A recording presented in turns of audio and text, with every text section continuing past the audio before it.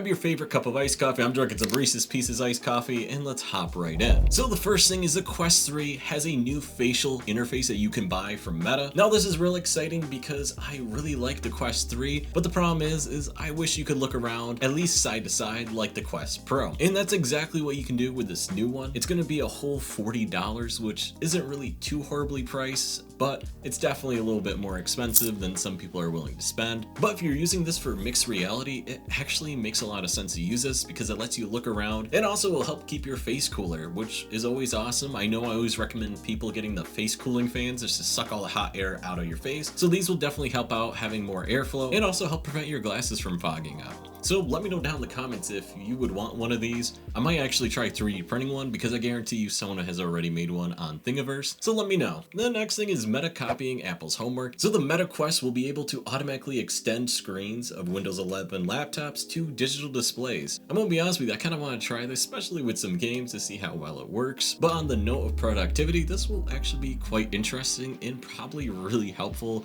if you're a hardcore multitasker like me and have like 32 tabs of Chrome and everything open at once. So what you do is you glance at the laptop and tap a virtual button that the physical display will turn off, and the content is going to be displayed on a customizable digital display that floats above like a giant laptop screen where you can probably drag it wherever you want, which will be pretty cool. And I think this will be cool, especially for those people who use a really tiny laptop on the go. I know I have a 14-inch gaming laptop, and that little 14-inch display kinda sucks butt, especially for video editing on the go. So if I can have a giant 32-inch plus size screen in front of me, that'll be super helpful. Meta did work with Microsoft to develop this feature, so you don't need to install any additional software from what I know. And if everything goes well, this will probably roll out later this year. The next thing, Meta's gonna mess with your sense of reality with their new photorealistic environments for the Quest 3 and Quest 3S. I'm actually super excited about these because I'm a hardcore VR nerd, and seeing these things actually come out are gonna be super cool.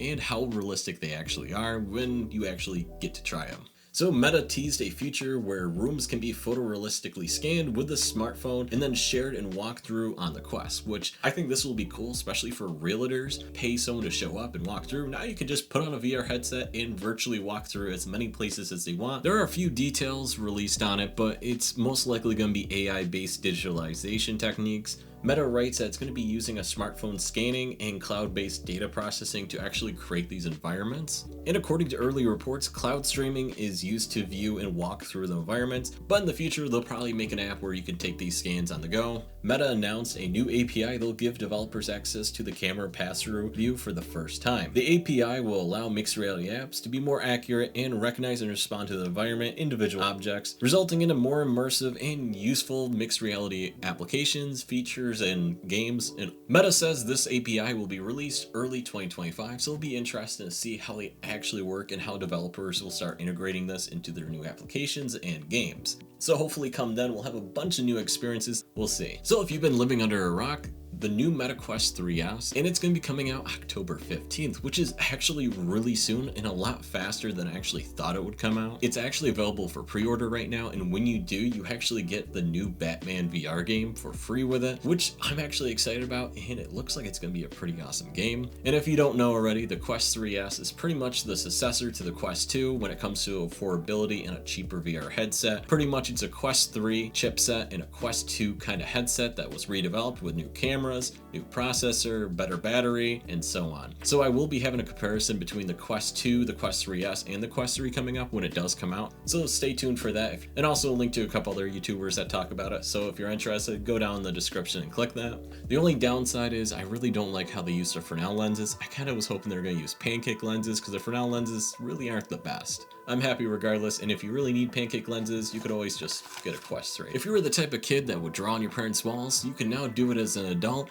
with the new Logitech VR pen. The Logitech MX Ink is a precision tool with pressure-sensitive tip, multiple buttons, haptic feedback that lets you navigate, annotate, and draw freely on any 2D surface such as paper, a desk, a whiteboard, or your own face. I don't know. We'll see. So this is pretty cool, and an accessory I kind of actually want because it just seems pretty cool. Then if you're waiting to upgrade from a Quest 2 to Quest 3, your procrastination is probably actually worth it. Now after Meta Connect, the 128 gig net costs just $430, and and the 512 version has been reduced down to $500. So you pretty much get 4 times the storage for the same price as what the Quest 3 base used to cost. And then we got another mixed reality game that you could play right on your desk or on the toilet if you really want to. The successful RPG triangle strategy game from Square Enix is now available on all the MetaQuest headsets and it'll be released later this year.